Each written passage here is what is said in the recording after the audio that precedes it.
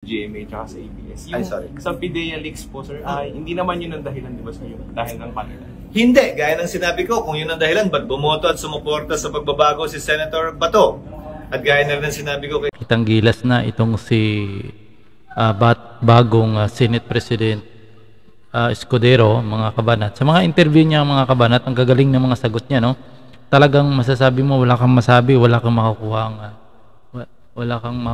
mga kabanat, no? Wala kang makukuhang ibang, kumbaga, mga negative issue kapag siya kumbaga siya ini-interview, mga kabanat. Talagang ingat na ingat siya, mga kabanat.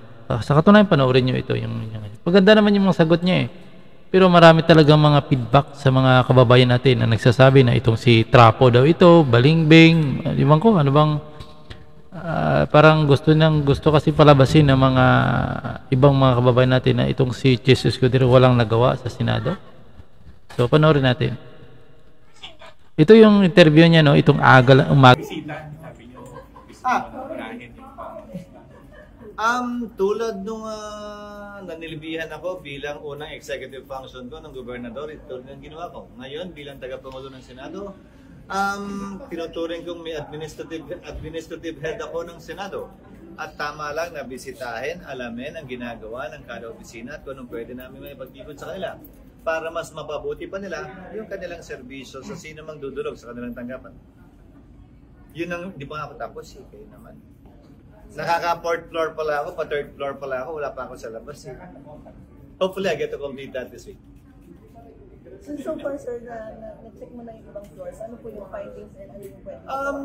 Pinagbigay alam ko na malamang hindi pa kami makakalipat sa katapusan ng taong ito. Although ang meeting ay sasagawa namin siguro this week or next week pa para kompleto. Pero malamang hindi na mangyari yan ngayong taong ito. Hindi dahil sa akin, hindi ko kasalanan, walang may kasalanan. Yun lang talaga yung sitwasyon. At ayoko lumipat na hindi pa kami handa. Mas importante siguro, handang-handa na kami at hindi pwedeng sa kalagitnaan din ng sesyon. Dahil baka mantala yung trabaho. Ang pinakamagandang panahon ng paglipat ay pag nag-adjourn ang Senado sine die.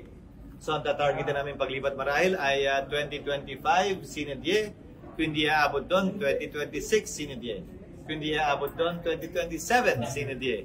At least may 2 buwan kami para formal na maglipat at mag-ayos. Para pag-resume, mas smooth yung takbo ng trabaho. Sir, have you seen yung bagong binili? Not yet, pero ang balita ko walang parking. Gusto ba niyong lumipat doon bukas na walang parking? Hindi, di ba? So, isa yan sa asikasuhin namin. Pero may na-identify na kaming posibleng lote at lupa para sa parking. Tulad din dito naman sa Senado. Na inaayos na rin namin yung parking, hindi lamang ng bisita, pero pati naman lahat ng mga nagtatrabaho dito ng regular. Kabilang na kayo sa media. So far, may mga concerns po sa deploy sa tingin nyo dapat well, maraming kulang ng mga gamit, maraming kailangan na punuan ng mga kakulangan sa gamit na naantala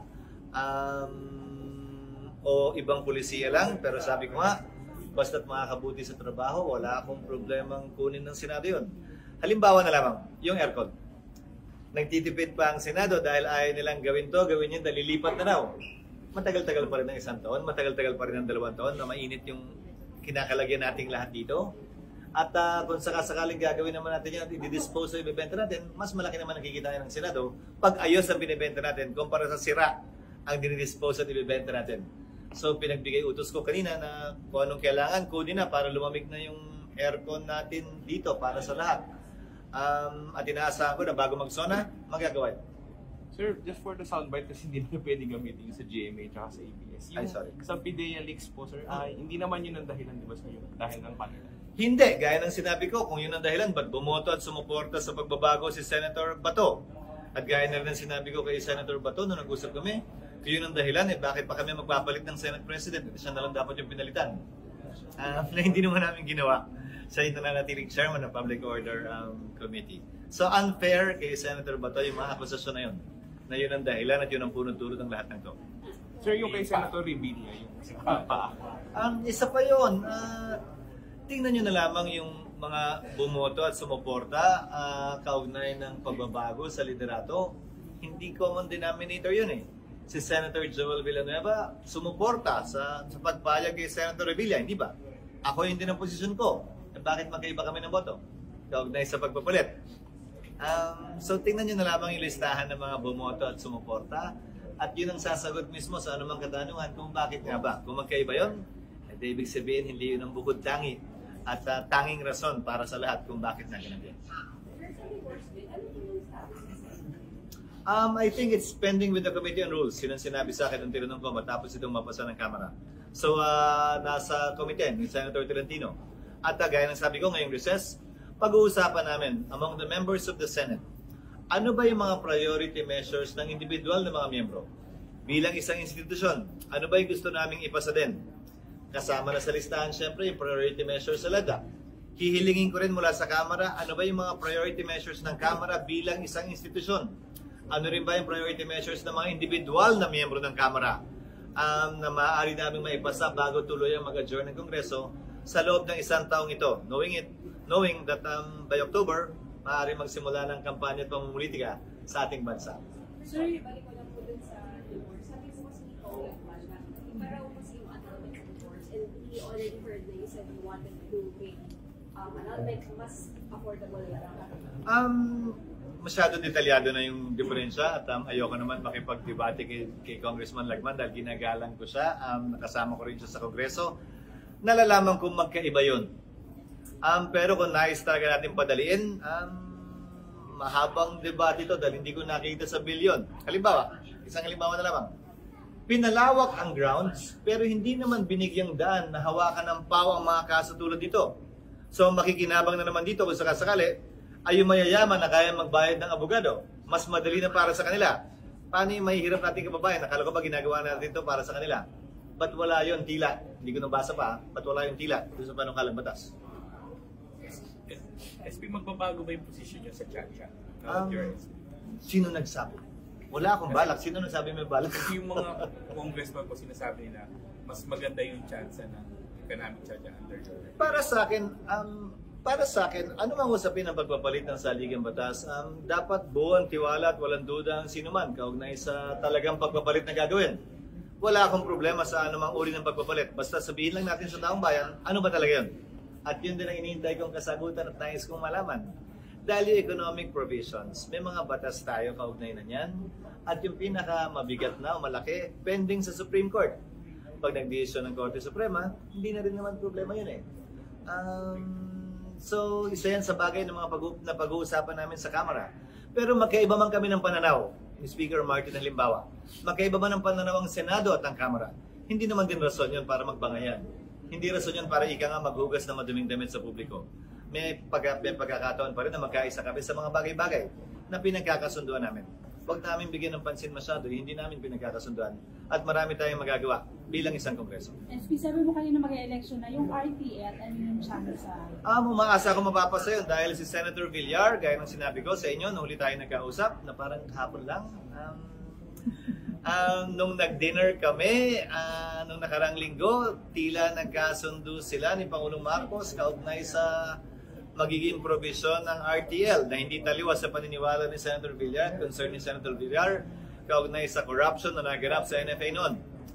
Kung anumang version yan, makikita ko pag tinapos ni Senator Villar yan ngayong recess at pag final niya na yung committee report. Dahil wala pang committee report yan. SP, may update or schedule na pag-usap?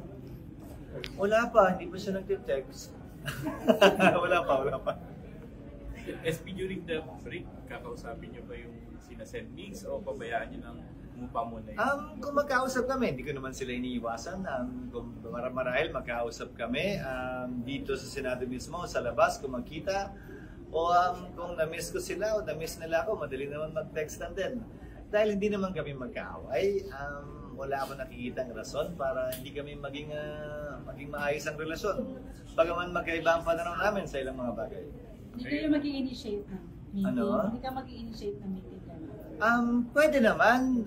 Wala namang problema sa akin yan. Pero may mga inaasikaso lang din akong trabaho muna ngayon. At siguro magandang panahon din yan para humupa. At bumaba. Ano mang silakbo ng damdamin na maaaring naganap o nadarama nila o namin o ninuman. Sir, are you looking forward to... So yan mga kabanat, yung mga sagot ni Senador Jesus Escudero. Pag tiningnan mo yung mga sagot niya mga kabanat, napakatalino, no? Medyo ako, hindi ko rin kasi pamilyar, no? Kumbaga hindi ko rin kabisado At hindi ko rin nasundan itong si Senador Chis Escudero kung ano ba talaga yung ano na ito. Kasi kung ibasin natin sa mga sinasabi, ang ganda rin siya kasi nagtatagalog siya eh.